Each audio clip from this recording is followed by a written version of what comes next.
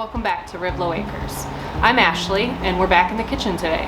So it's officially canning season. I've been putting it off.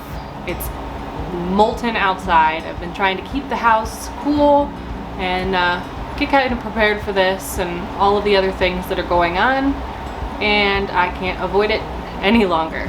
So today I had my grandmother pick me up some tomatoes. My tomatoes have not survived. I will be lucky if I get anything but cherry tomatoes out of my garden this year. We have had one of the wettest summers on record for our location, plus the weeds and the heat. I just did not fare very well with the tomatoes. So we're just going to throw together some tomato sauce, and I'm going to explain a little more this time. My first video, still new to editing, new to making videos, not super comfortable making videos and talking all the time. Plus having two kids run around screaming and yelling. Nobody wants to hear that. So we're gonna start with a new book that I got this year. It actually has two different versions of tomato sauce in it. Same recipe, different ways to process. You can water bath can or you can pressure can. So I'll probably pressure can. It just is the same for me. It doesn't matter if I water bath or if I pressure, so I'll probably just pressure can it. It's a little quicker. I'm comfortable running it. All right, so I'm going to check over my tomatoes, wash them up, clean them up, and then we're probably gonna do them two different ways, just as a comparison. So I've actually ran tomatoes through my Roots and Branches food processor, two different ways, raw and hot after I heat them on the stove and they start to break down. It's a little harder to run them through the processor when they are raw because obviously they're a lot more tough. They're still, you know, whole fruits. I just chunk them up. But I'd like to see how different the sauce really turns out. So I just figured I would bring you along and show you what I do. Anytime I clean any vegetables, I put a little splash of vinegar in it. You can use white vinegar or you can use apple cider vinegar. Use whatever you've got on hand. It just helps clean any of the stuff off the outside. It helps remove any of the bugs if there's any bugs, if you're doing something that would have bugs in them, like leafy green kale, you know, your lettuces, that kind of stuff.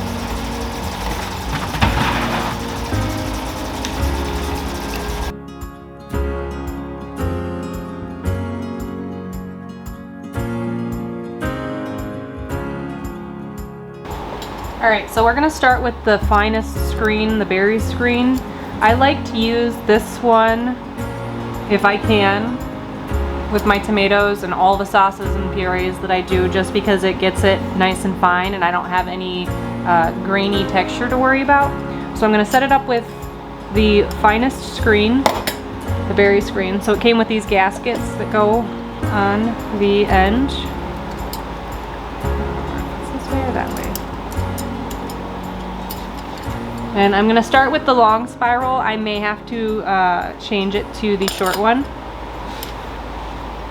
It comes in here.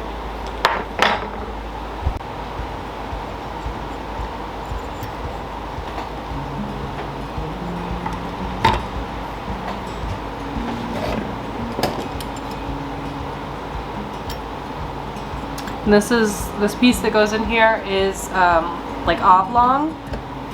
And so this fits on there a certain way.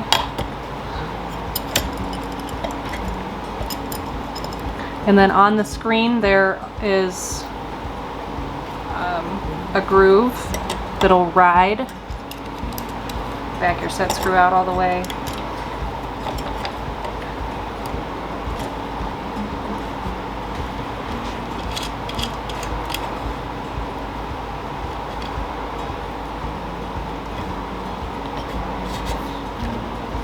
This snaps around here. That's a diverter guide. So your sauce will run down here nice. Then you've got your funnel.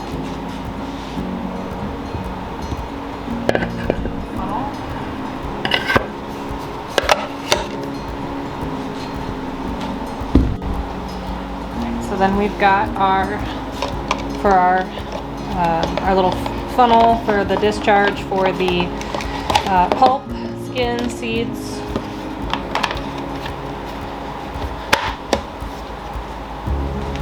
This thing has a nice little clamp, works really well.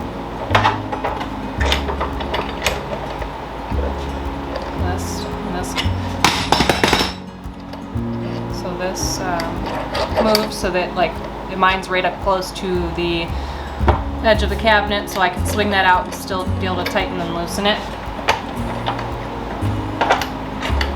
Alright, so I just quartered enough tomatoes to fill up my 8-cup Pyrex container. These are not cooked, these are just washed and quartered. I'm going to run these through my food mill, and then I'm going to put whatever comes out into a colander with a flour sack towel in there and let the water drain off. And then I will do the rest of another container and put them in the pot at the same time, put them on the heat at the same time, and see which way works better.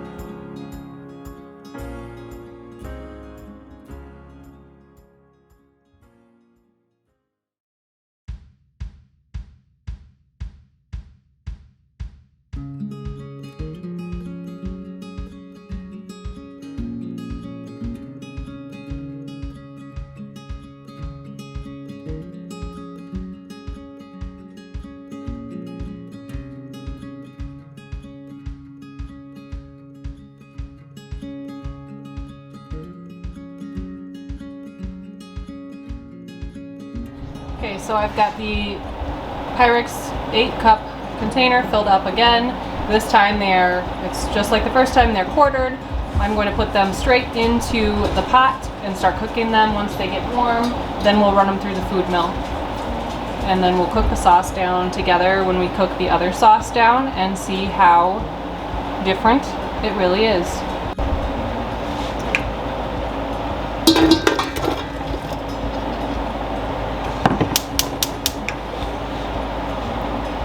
Just going to set that at a medium heat. I'll stir it in a few minutes.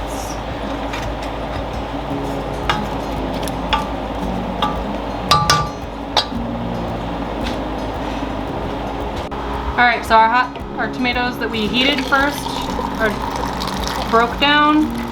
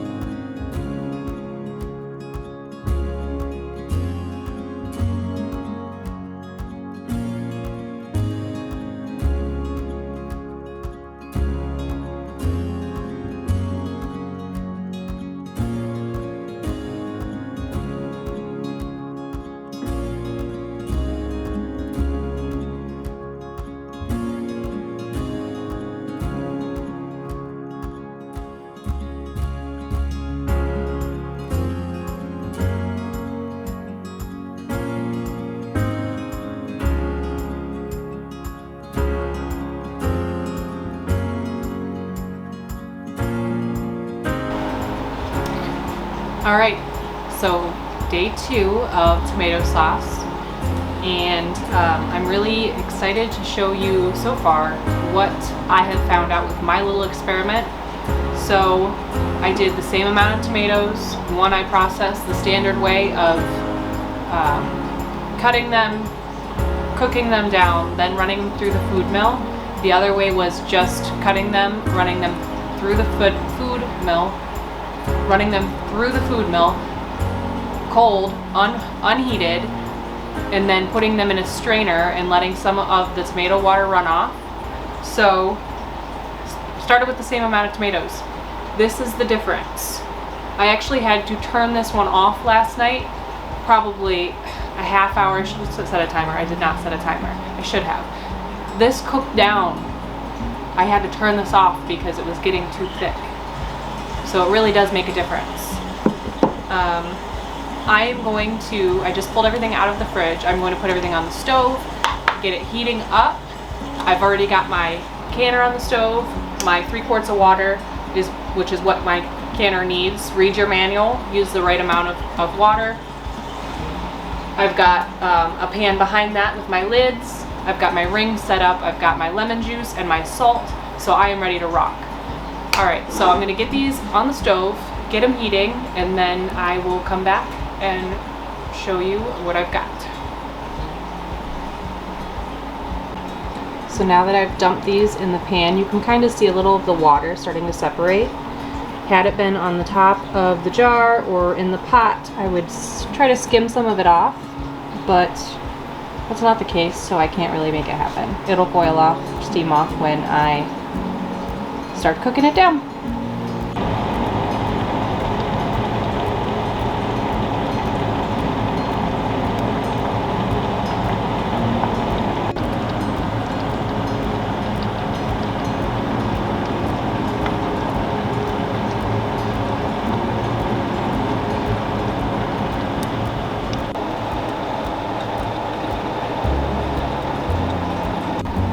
Alright, so I just took these off the stove. I simmered them for almost 20 minutes. And now I'm going to put them in their jars. I got hot jars. I'm going to grab them. I'm going to put the lemon juice and the salt in the bottom of the jar, then ladle the hot sauce into the jars, put the hot lids, put the bands on, and put them in my canner. Alright, so I've already checked the rims of all of my jars that I'm going to be using today, just to make sure that there's no chips or impurities that would make the seal not correct.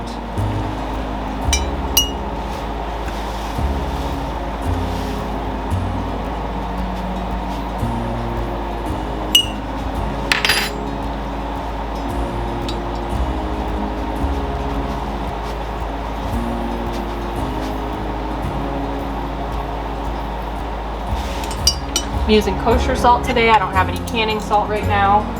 The only thing is you don't want to use iodized salt. It will make your canned food very cloudy.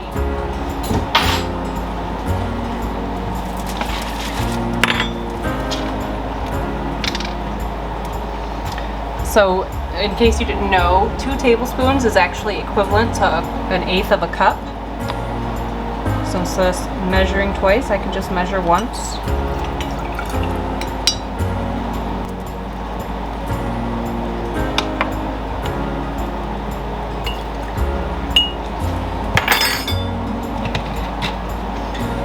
You can find the requirements in any Ball book or on the Ball website, canning website.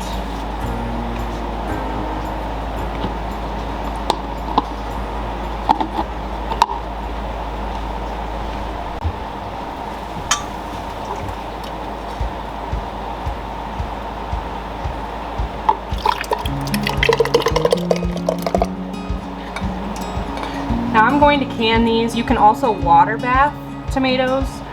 It just takes longer. So if you have a pan deep enough to get 1 inch of water over your jars, then you can water bath. You don't have to have a canner.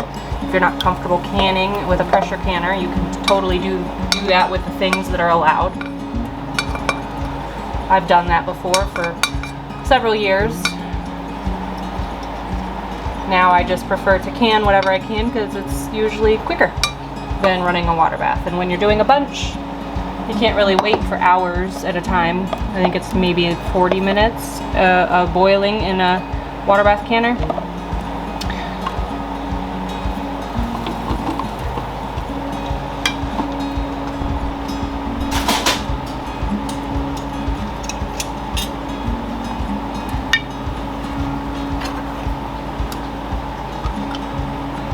You always want to get your air bubbles out.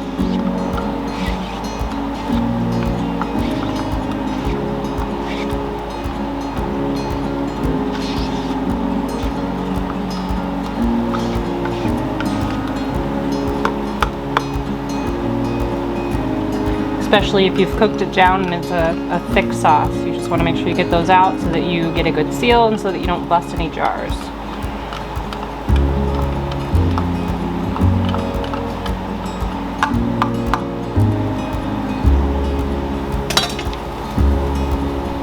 If you're canning tomatoes, you will have tomatoes all over your kitchen.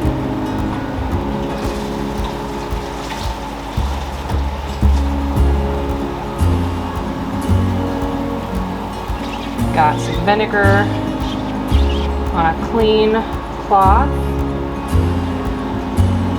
Clean the rims so that we have a good clean surface to seal to. You want to leave a good amount of headspace, which is not a problem because I didn't fill them all the way up, but on the rest of my sauce I will make sure that I fill them as much as I can, but still leave the appropriate amount of space for a good seal.